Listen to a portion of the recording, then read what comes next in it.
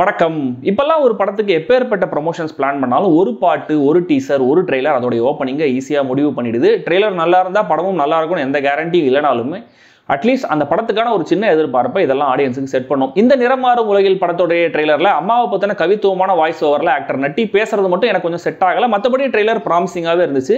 இது எந்த மாதிரியான படமாக இருக்குன்னு ஒரு கியூரியாசிட்டியை கிரியேட் பண்ணிச்சு. அது படம் பார்க்கும்போது ஹோல்ட் ஆச்சா இல்லையா, சாட்டிஸ்ஃபை ஆச்சா அப்படிங்கிறத சொல்கிறேன். அதுக்கு முன்னாடி சப்ஸ்கிரைப், கமெண்ட், லைக், ஷேர்னு எல்லாத்தையுமே பண்ணுங்கள்.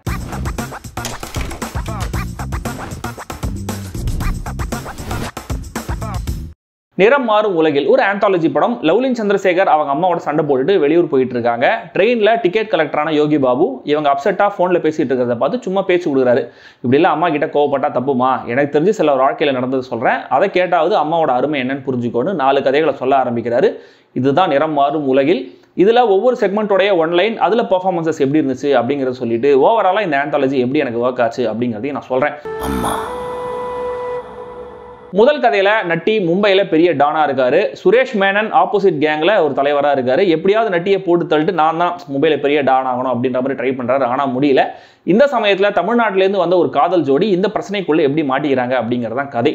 ரிஷிகாந்த், காவியா, நரேன், நட்டி உள்ளிட்ட எல்லாருமே டீசெண்டான பர்ஃபார்மன்ஸை கொடுத்துருக்காங்க. பட் நட்டி அம்மா பாசத்தில் எமோஷனலாக பேசுகிற வசனங்கள் அவ்வளோ இயல்பாக சவுண்ட் ஆகலை, கணிக்கா வீணடிக்கப்பட்டிருக்காங்க. அடுத்த கதையில் பாரதி ராஜா, வடிவுக்கரசி 2 பேருமே வயசான ஒரு கப்பல். சின்ன வயசுல இருந்த காதல் இப்போ அவங்களுக்குள்ள அப்படியே இருக்கு. அவ்வளோ அஃபெக்ஷனோட இருக்காங்க 2 பேரும். 2 பசங்களால கவனிக்கப்படாமல் இருக்கிற இவங்களுடைய கதை தான் இது. இதில் இந்த 2 பேர் மட்டுமே பிரதானமாக இருக்காங்க. ரொம்ப மெலோ டிராமாட்டிக்கான நடிப்பை கொடுத்துருக்காங்க. இன்டர்வலுக்கு அப்புறம் 3வது கதை வருது. மீனவர்களுடைய செட்டில்மெண்ட் பக்கம் நடக்கிற ஒரு கதை. ரியோராஜ் அவருடைய அம்மா ஆதிரா இருக்காங்க. அந்த ஏரியால பெரிய ரவுடியா அரசியல்வாதியா இருக்காரு மைம் கோபி. ரியோ தன்னுடைய அம்மாவுக்கு உடம்பு சரியில்லாதது தெரிஞ்சு என்ன பண்றாரு அப்படிங்கிறதா இந்த கதை. டிபிக்கலான வில்லனா மைம் கோபி, டிபிக்கலான அம்மாவா ஆதிரா, டிபிக்கலான ஹீரோடைய ஃப்ரெண்டா விக்னேஷ் காந்த்னு எல்லாருமே டிபிக்கலான சப்பார் லெவல் நடிப்பையே தந்திருக்கிற கதை இது.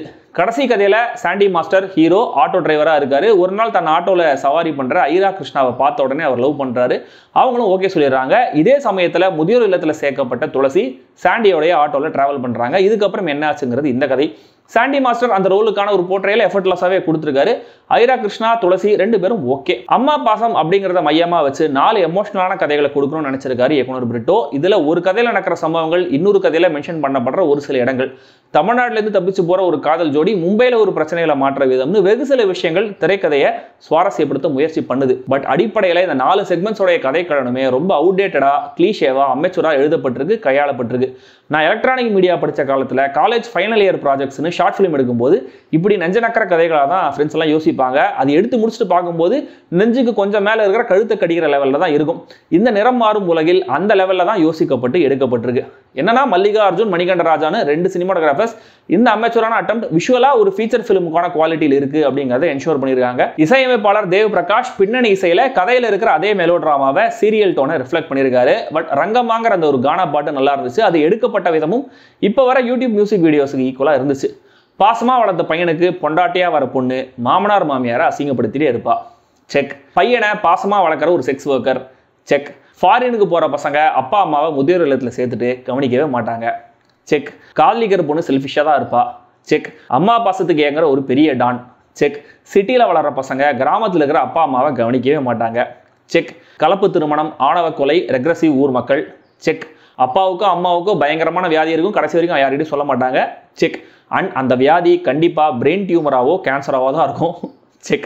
இப்படி எஸ்டரியர் தமிழ் சினிமாவுக்கு ஹோமாஜ் கொடுக்குற மாதிரி லிஸ்ட் ஆஃப் தேர்ட் வேர்ல்டு பிரச்சனைகளை எடுத்து வச்சுக்கிட்டு அதையெல்லாம் டிக் பண்ணிக்கிட்டு அதுக்கெல்லாம் அம்மா பாசங்கிற ஒரு காமனான ஒரு பாயிண்டை பிடிச்சி டிராவல் பண்ணியிருக்காரு இயக்குனர். இந்த படத்தில் காட்டப்படுற பிரச்சனைகள்லாம் சமுதாயத்தில் இல்லையான்னு கேட்டிங்கன்னா கண்டிப்பாக இருக்குதான். ஆனால் அதெல்லாம் திரைப்படங்களில் காமிக்கப்படுற விதம், அந்த ஃபிலிம் லாங்குவேஜுங்கிறது கண்டிப்பாக இப்போ மாறி இருக்கு. 80s 90sல இந்த டோனில் வந்த சோகமான பல படங்களையே மக்கள் அப்போ ஆதரிக்கலை. அப்படி இருக்கும்போது அதே மாதிரியான கதையை டெக்னிக்கலாக மட்டுமே அப்டேட் பண்ணி ப்ரெசென்ட் பண்ணும்போது ஃப்ரஸ்ட்ரேட்டிங்காக தான் இருக்குது. இப்படியான ஒரு ரைட்டிங் அண்ட் ப்ரெசன்டேஷனால எமோஷனல் கனெக்ட்டுங்கிறது எங்கேயுமே இல்லை. எல்லா பிரச்சனைகளுமே சொல்லி வச்ச மாதிரி பயங்கர கண்ட்ரையோடாக இருக்குது.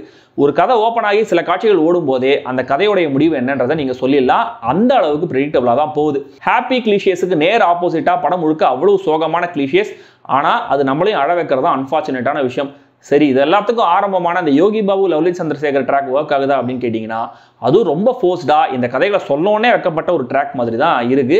இந்த ப்ளூ மேட்ல ட்ரெயின் சீன்ஸ்லாம் எடுத்திருக்காங்க. யோகி பாபுடைய தலைமுடி கூட ஆட மாட்டேங்குது காத்துல. அம்மாவுக்கு கேன்சர், அப்பாவுக்கு ஆக்சிடென்ட், தங்கச்சிக்கு நடக்க வராது, தம்பியால வாய் பேச முடியாது, வீட்டில் சாப்பிட ஒரு வாய் தண்ணி கூட இல்லைன்னு இதையெல்லாம் வச்சு தமிழ் சினிமால காமெடி பண்ண ஆரம்பிச்சு பல காலம் ஆயிடுச்சு. இப்போ அதே மாதிரி சிமிலரான எலிமெண்ட்ஸோட அதே சீரியஸான ஒரு கதையை ப்ரெசென்ட் பண்ணும்போது அதே அளவுக்கு நம்மளால சீரியஸாக எடுத்துக்க முடியல.